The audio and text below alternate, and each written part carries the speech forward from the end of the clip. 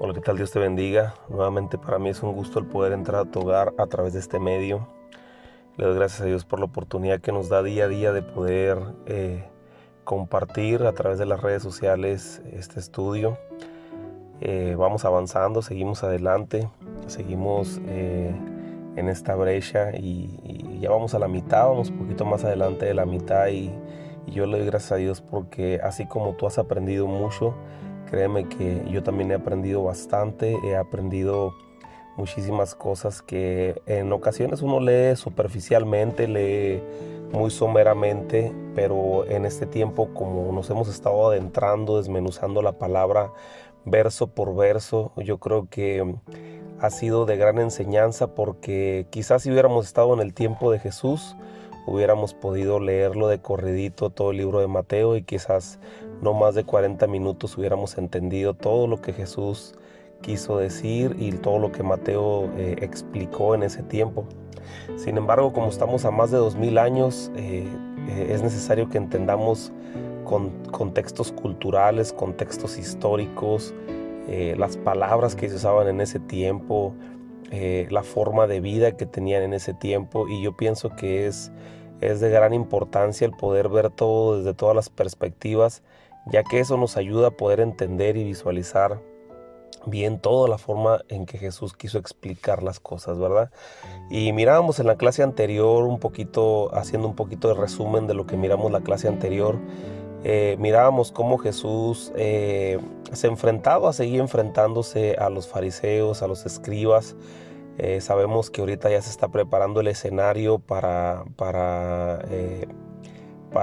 la oposición de Jesús, ¿verdad? La oposición donde, pues, donde va a comenzar el camino a la pasión, como lo conocen, ¿verdad? En ese tiempo donde Jesús ya va a ser apresado, va a ser crucificado.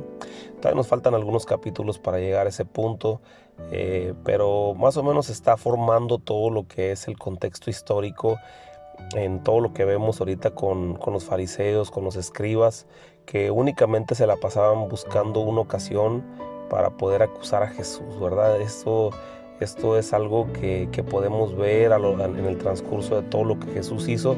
Siempre había presente donde Él hacía milagros, donde Él caminaba con sus discípulos, siempre había presentes fariseos, escribas, que estaban buscando ocasión para hacerlo molestar o para poderlo acusar de algo que dijo, y que ellos querían tergiversar la información para poder, poder acusarlo ante el concilio, acusarlo.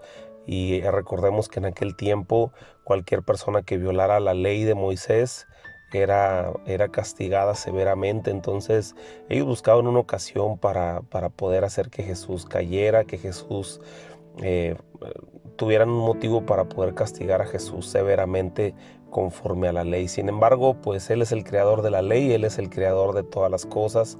Así es que, pues de alguna manera nosotros entendemos que nunca iban a poder encontrar un motivo, al menos que mintieran, y fue parte de lo que sucedió más adelante. Entonces vamos a seguir avanzando.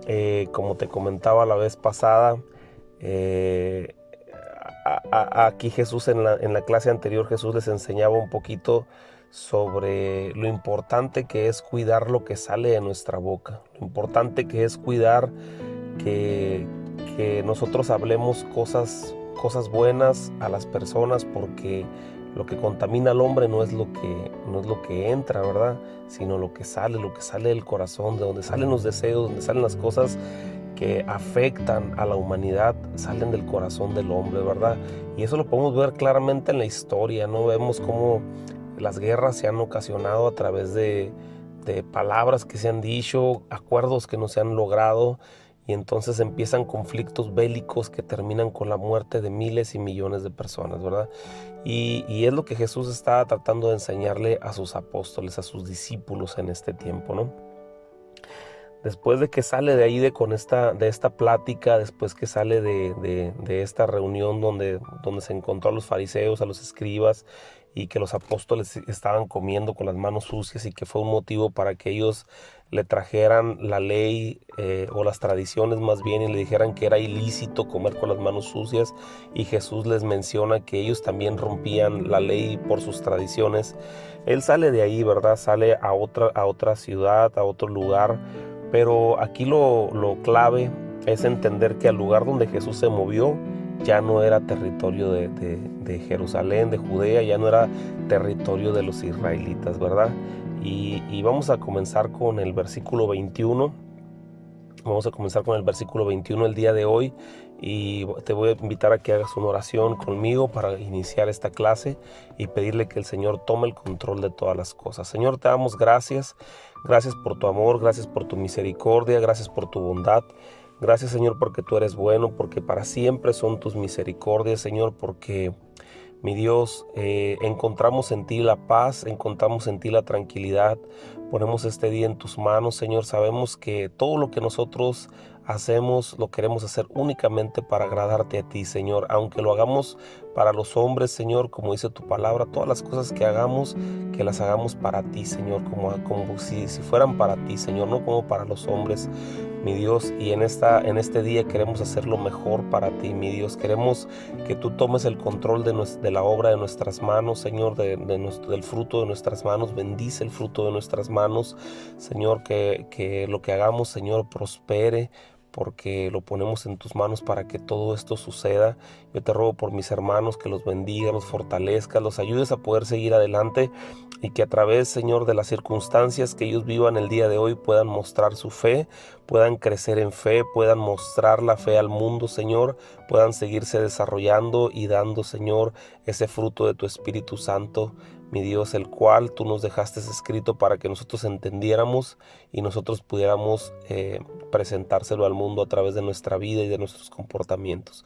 Señor, te rogamos también por la pandemia, por la enfermedad global, Señor, que está viviendo el mundo. Lo ponemos en tus manos, Señor, y te pedimos, Señor, que traiga sanidad a esta tierra. Toda aquella persona que ha sido infectada, Señor, te pedimos que seas tú, mi Dios, sanándola, purificándola, Señor, y activando su sistema de defensas para que ellos puedan ser fuertes y poder vencer esta enfermedad. Te damos gracias en el nombre de Jesús. Amén. Muy bien. Versículo 21 dice: saliendo Jesús de allí, se fue a la región de Tiro y de Sidón. Y he aquí una mujer cananea que había salido de aquella región clamaba diciéndole: Señor, Hijo de David, ten misericordia de mí. Mi hija es gravemente atormentada por un demonio. Pero Jesús no le respondió palabra. Entonces, acercándose, sus discípulos le rogaron diciendo: despídela, pues da voces tras de nosotros. Y él respondió y dijo: no soy enviado sino a las ovejas perdidas de la casa de Israel. Entonces ella vino y se postró ante él diciendo: Señor, socórreme. Respondió él y dijo: no está bien tomar el pan de los hijos y echarlo a los perrillos. Y ella dijo: sí, Señor, pero aún los perrillos comen de las migajas que caen en la mesa de sus amos. Entonces respondió Jesús y dijo: oh mujer, grande es tu fe, hágase contigo como quieras. Y su hija fue sanada en aquella hora. Esta historia es un poquito dura, un poquito difícil de entender si la lees superficialmente, pero si nosotros vemos el contexto de todo lo que está sucediendo en esta escena, vamos a poder entender el corazón de Jesús. Recordamos que Jesús no nada más vino para salvar al pueblo judío, sino vino a traer salvación al mundo entero. A través de la muerte de Jesucristo se abrió una puerta para que todos, judíos y gentiles, samaritanos, todos pudiéramos ser salvos, ¿verdad? Aquí cabe mencionar, como la clase pasada, yo te mencionaba que quizás estas dos clases, o no sé si la que sigue también, veamos algunos puntos un poquito más profundos, un poquito más intermedios, que no son tan básicos, pero voy a tratar de hacerlo lo más sencillo que se pueda. Quiero explicarte rápidamente que que desde la antigüedad, desde Abraham, cuando Abraham fue escogido por Dios, estamos hablando más de 3500 años, alrededor de 4000 años, Abraham fue escogido, ¿verdad?, en la tierra de Ur de los Caldeos, ubicada, se puede decir, en este tiempo donde se encuentra la zona, por allá por la zona de Afganistán, todos esos lugares del lado este, de Israel, ¿verdad? Son pueblos que ahorita están en aquel lugar donde está Afganistán, Pakistán, todos esos lugares. Si no me equivoco, casi por allá por donde está, pues en el territorio de la India, todos esos lugares que actualmente los conocemos con esos nombres, ¿verdad? En aquellos años era Babilonia, lo que era conocido también como Ur de los Caldeos. Quiero mencionarte esto para que vayas ubicando bien todas las zonas, todos los territorios que menciona la Biblia, porque pues siguen siendo los mismos. Sin embargo, a veces nos perdemos un poquito en la historia porque no conocemos los nombres de los lugares, no conocemos los nombres de las zonas, ¿verdad? Y en ese tiempo Abraham, el padre Abraham, ¿verdad?, el padre del pueblo de Israel, sale de Ur de los Caldeos, ¿verdad?, de Babilonia, y recibe la promesa de parte de Dios que Dios le dará una tierra, que es la tierra de Canaán, y la tierra de Canaán es la tierra o la zona de Israel, ¿verdad? Entonces en Abraham nace la promesa, nace una promesa de parte de Dios, donde Dios le dice a Abraham: mira, te voy a dar tu descendencia, y tu descendencia, ¿verdad?, será como las estrellas del cielo, como la arena del mar, va a crecer de una forma impresionante. Pero recordamos brevemente que la historia de Abraham habla de su esposa Saraí. Era estéril ella. Mi esposa lo ha compartido un poquito ahora en los estudios del día sábado. Y pues si quieres adentrarte un poquito más en la historia de Saraí, lo puedes encontrar en los estudios del día sábado, en el estudio que estamos dando sobre las mujeres de la Biblia.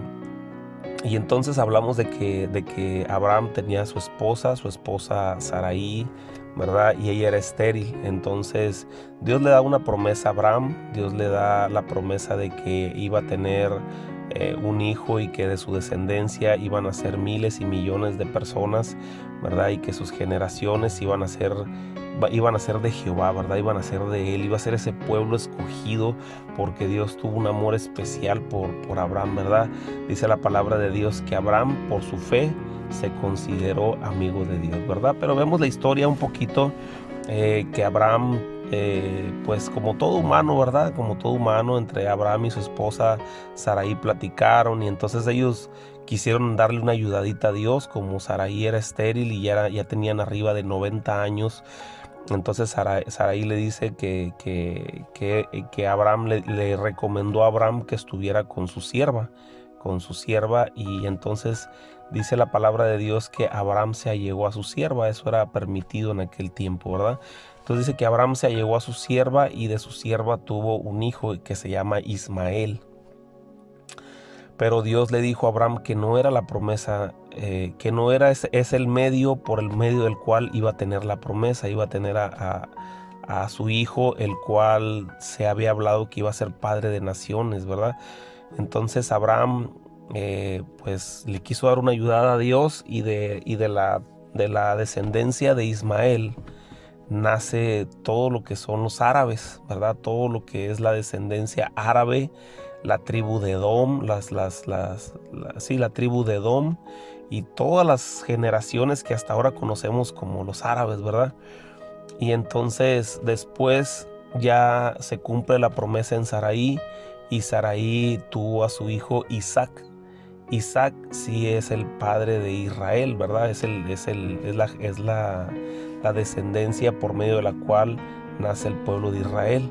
Entonces, cuando vemos la historia, vemos cómo Israel siempre ha tenido conflicto con los árabes, ¿verdad? Por esa decisión que tomó Abraham y esa decisión que tomó Sarai, su esposa, de que Abraham se llegara a su sierva, ¿verdad? Vemos como siempre ha habido un conflicto entre estas dos casas, entre estas dos familias, y es un conflicto que llega hasta nuestro tiempo, ¿verdad? Que llega hasta nuestra historia, ¿verdad? Donde los árabes siempre han tenido conflicto con el pueblo de Israel, ¿verdad? Los que le llaman los semitas, ¿verdad? Los semitas. ¿Por qué? Porque se considera que el pueblo de Israel viene de la descendencia de Sem. Recordamos que Sem, Cam y Jafet eran hijos de Noé. Muy bien. Entonces hablamos un poquito de historia con respecto a esto. Entonces en Abraham nace Isaac, de Isaac nacen dos hijos, ¿verdad? Esaú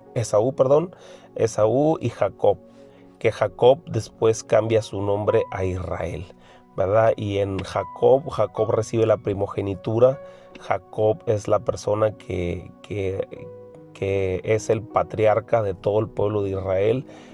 Después Jacob, cuando recibe el nombre de Israel, él tiene 12 hijos, que son las 12 tribus de Israel, que ya conocemos en la historia, y de ahí comienza toda la historia de ese pueblo escogido por Dios, ese pueblo el cual Dios le dio grandes victorias a través de la historia, dio grandes victorias en guerras, pero también tuvo un severo trato por su desobediencia, y hasta ese tiempo, ¿verdad? Vemos nosotros cómo ellos llegaron al tiempo de Jesús, ya una pequeña parte, ¿verdad? Porque recordamos que en el transcurso del libro de los Reyes hubo tiempos de cautiverio, hubo tiempos donde se los llevaron cautivos a Siria y otros se los llevaron a Babilonia, y entonces hubo una dispersión del pueblo de Israel y se perdió mucha raza pura, y los únicos que quedaron pura sangre del pueblo de Israel fueron los judíos y la tribu de Benjamín. Muy bien, espero poder adentrarnos un poquito más en este tema más adelante, pero lo que quiero decirte ahorita es que el Señor Jesús le dice a esta mujer, ¿verdad? Le dice a esta mujer, le responde a sus discípulos, ¿verdad? Dijo, yo no he venido sino a las ovejas perdidas de la casa de Israel, ¿verdad? ¿Qué quiere decir? Que Jesús vino con el objetivo de primeramente alcanzar al pueblo de Israel, al pueblo que yo te comento que viene de la descendencia de Abraham. Entonces aquí Jesús va hacia otra región, a la región de Tiro y de Sidón, y se encuentra a una mujer ahí, ¿verdad? Y entonces la mujer esa no era del pueblo de Israel, no era de la descendencia de Abraham, pero había escuchado los milagros que Jesús hacía, ¿verdad? Y entonces dice que cuando miró a Jesús, para empezar se había movido de la región de Galilea, ¿verdad? Que es una región pegada a esta parte, ¿verdad? Ya casi frontera con donde ahorita se encuentra actualmente el Líbano. Vemos nosotros que Jesús sale de esa región, quizás para descansar un poco por toda la multitud que lo agobiaba, por toda la multitud que lo estaba persiguiendo, y entonces sale de ese lugar, pero cuando sale de ese lugar, de repente lo encuentra una mujer que ya había escuchado de Jesús. Aquí vemos cómo la fama de Jesús ya se había extendido por muchas partes, ¿verdad? Ya vemos cómo Jesús ya era famoso en todos los lugares. Jesús no buscaba ser famoso, pero sin embargo los milagros que él había hecho habían creado fama en toda la tierra ya. Entonces en ese tiempo dice que sale de ese lugar y llega a la región de Tiro y de Sidón, aclarando, no era una región del pueblo de Israel, no era una región de la cual estaba el pueblo de Israel, que fueran parte del pueblo de Israel, sino que a estos se les consideraba gentiles, ¿verdad? Todos los que no son del pueblo de Israel se les considera gentiles, ¿verdad? Y todos aquellos que son mitad gentil y mitad del pueblo de Israel se les considera samaritanos, ¿verdad? Los que eran de Samaria en ese tiempo. Entonces aquí vemos cómo Jesús se encuentra con esta mujer Y entonces esta mujer empieza a dar gritos de una forma impresionante, gritándole: Señor, hijo de David. O sea, él conocía que Jesús venía del linaje de David, lo reconocía, ¿verdad? Y aquí lo hace ver Mateo, le pone énfasis Mateo, porque era importante que ellos entendieran, ¿verdad?, que Jesús es el Mesías, ¿verdad? Recordamos que Mateo siempre hace mucho hincapié en la mesianidad de Jesús, para que el auditorio, las personas que están escuchando o leyendo el libro de Mateo, pudieran darse cuenta que verdaderamente Jesús era el Mesías, ¿verdad? Entonces aquí esta mujer reconocía a Jesús como el Mesías, y entonces le gritaba y le decía: Señor, hijo de David, ten misericordia de mí. Pero Jesús dice que pasó y no le respondió nada, ¿verdad? Dice que él pasaba, y entonces dice que sus discípulos se pusieron graves, porque en ese tiempo los judíos, el pueblo de Israel, era muy celoso, ¿verdad? Eran como ellos mismos, ¿verdad? No querían compartir, se puede decir en este caso, a Jesús, o los milagros de Jesús, o la divinidad, lo que Jesús estaba haciendo. No lo querían compartir con nadie que no fuera del pueblo de Israel, ¿verdad? Y ni siquiera con los samaritanos. Y en ese tiempo dice que los discípulos le dijeron: Señor, despídela, cállala, porque está haciendo mucho ruido, viene dando voces detrás de nosotros como si estuviera loca, ¿no? Por así decirlo, ¿no? Es un énfasis que le pongo yo a esta escritura, ¿no? Entonces dice que le dijo: despídela. Entonces Jesús dice que no le respondió a la mujer, sino que le respondió a sus discípulos, ¿verdad? Y le dice: yo no soy enviado, ¿verdad?, sino a las ovejas perdidas de la casa de Israel. O sea, yo no vengo a predicarle a personas que no sean del pueblo de Israel, ¿verdad? Entonces los discípulos en ese momento, yo pienso que sintieron que Jesús les estaba dando la razón, ¿verdad? Así como que no le daría importancia a esta mujer. Entonces dice el versículo 25, dice que entonces ella se aferró y dice que se postró ante los pies de Jesús diciendo: Señor, socórreme. ¿Te das cuenta la actitud del corazón de esta mujer? O sea, se humilló delante de la presencia. Ella quería ese milagro para su hija. Ella no estaba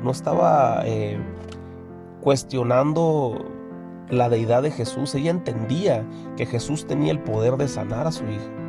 Y entonces en ese momento dice que se postró y le dijo: Señor, socórreme, ¿verdad?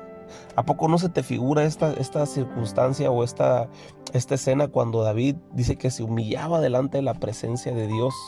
¿Verdad? Dice la palabra de Dios que David se humillaba y se quebrantaba delante de la presencia de Dios, y empezaba a pedirle, y el Señor lo escuchaba, ¿verdad? Le decía: Señor, ¿de dónde vendrá mi socorro? Mi socorro viene de Jehová, que hizo los cielos y la tierra. Entonces yo me imagino la condición de Jesús al mirar a esta mujer postrada, humillada y pidiéndole socorro por su hija que estaba enferma. Imagínate lo mal que estaba la hija de esta mujer. Imagínate lo mal al grado de que a esta mujer no le importó nada ni gritar.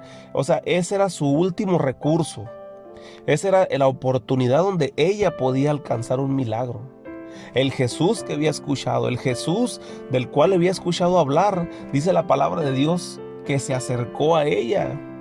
Quizás porque esta mujer nunca hubiera tenido la posibilidad de acercarse a Jesús en la tierra del pueblo de Israel. No lo hubieran dejado quizás, o no lo hubiera encontrado. No sé, me imagino.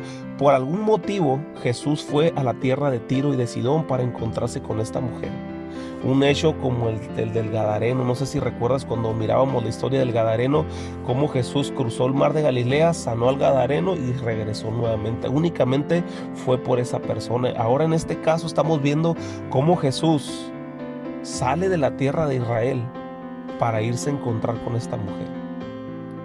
Y entonces cuando mira a la mujer, a Jesús, dice: esta es mi oportunidad de poder alcanzar un milagro. Esta es mi oportunidad en que mi hija va a poder ser sana. Si verdaderamente Jesús la sana, ella va a ser verdaderamente sana. Ya estoy cansada, ya he intentado de muchas maneras y no se ha podido hacer absolutamente nada. Pero ¿sabes qué? Si Jesús la sana, yo sé que va a ser verdaderamente libre. Y entonces dice el 25, dice, entonces ella vino y se postró ante él diciendo, Señor, socórreme. Y respondiendo él y le dijo, no está bien tomar el pan de los hijos y echarlo a los perrillos. Y ella dijo, sí, Señor, pero aún los perrillos comen de las migajas que caen de la mesa de sus amos. Fíjate aquí la escena puede sonar un poquito cruel, pero el Señor Jesús principalmente le estaba enseñando algo a sus discípulos.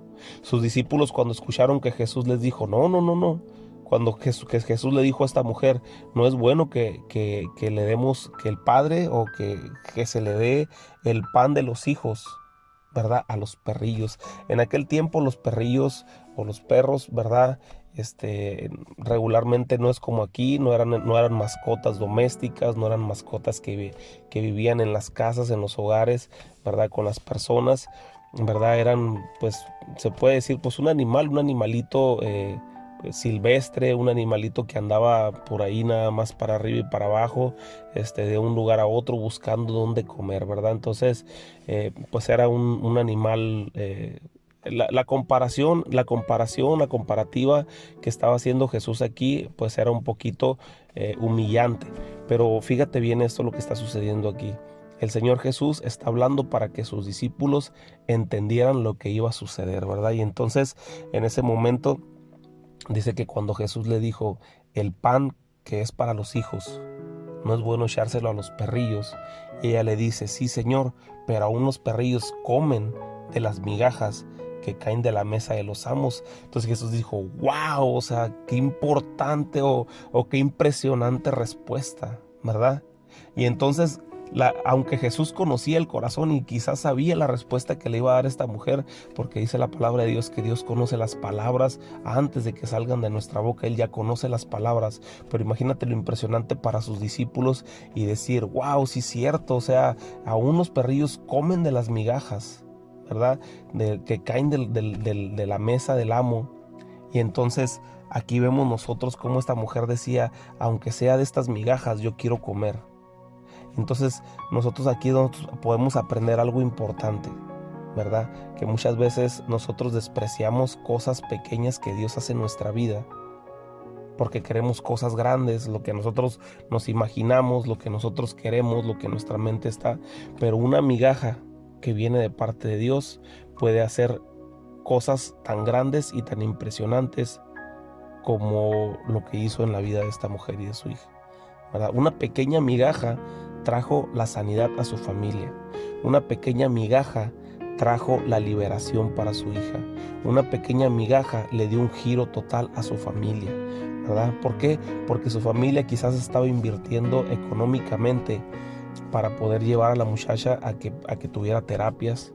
Quizás su familia se estaba destruyendo porque siempre cuando hay algún tipo de situaciones, pues se pone tensa la casa, se pone tensa la familia, y en ese momento nosotros podemos caer en ese punto donde quizás hasta se puede romper el matrimonio, ¿verdad? No habla del esposo de la mujer, pero lo que sí te puedo decir es que teniendo una hija así, quizás las cosas estaban tensas en su hogar, y una pequeña migaja que venía de Jesús le dio un giro a su familia, le dio un giro a todas sus circunstancias, le dio un giro a toda la situación que ella estaba viviendo en ese tiempo. Y yo quiero decirte el día de hoy, aunque sea una migaja de lo que Dios te dé, puede cambiar y transformar tu situación y tu rumbo de vida, tu estilo de vida, ¿verdad? Aquí vemos una característica importante que le agradó a Jesús sobre esta mujer, ¿verdad? ¿Te acuerdas que en el Sermón del Monte uno de los requisitos que decía la palabra de Dios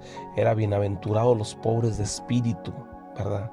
Porque de ellos es el reino de los cielos. Los pobres de espíritu, los que se consideran que están en bancarrota, los que se consideran que ya no pueden más, los que no se sienten capaces, al menos en las fuerzas del Señor, para poder lograr algo. Esa clase de personas son las merecedoras del reino de los cielos. Aquí vemos claramente un ejemplo cómo el Señor le mostraba a sus discípulos, ¿verdad? Que la humildad de esta mujer podía transformar la situación que se estaba viviendo entre el pueblo de Israel y el pueblo gentil. Que el corazón de esta mujer, la humillación del corazón de esta mujer podía transformar una situación o algo que ellos tenían por regla. ¿verdad? Más adelante podemos ver que el apóstol Pedro seguía en el libro de los Hechos con la mentalidad de que el Señor Jesús no había venido a los gentiles todavía.